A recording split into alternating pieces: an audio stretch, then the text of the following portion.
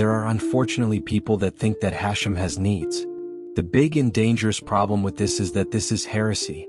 There are many sources in the Torah that demonstrate clearly that the concept that God needs something or anything, including us, is false and against what the Torah teaches.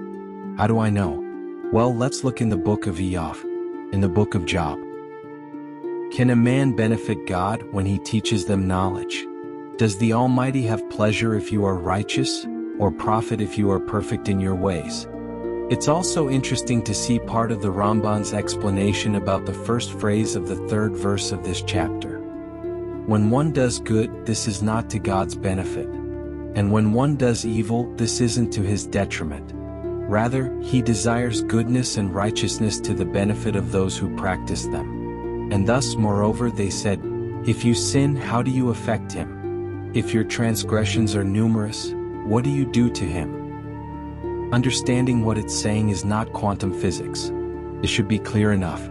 But to make it even clearer, we read in the book of Mishlei aka Proverbs, if you are wise, for yourself you are wise. And if you scorn, you alone shall bear it. Rabbi Avraham Ibn Ezra thus explains the first phrase, if you are wise, for yourself you are wise. It's equivalent to, if you are righteous, what can you give him? And Ibn Ezra says elsewhere, perish the thought that he needs the burnt offerings. In this latter quotation he's addressing the subject of the burnt offerings, but this applies to everything obviously, not only to the burnt offerings.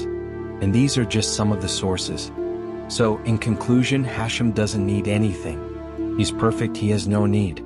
He doesn't need us, he doesn't need people's mitzvot, he doesn't need his creations, he doesn't need their existence, and he doesn't need anything.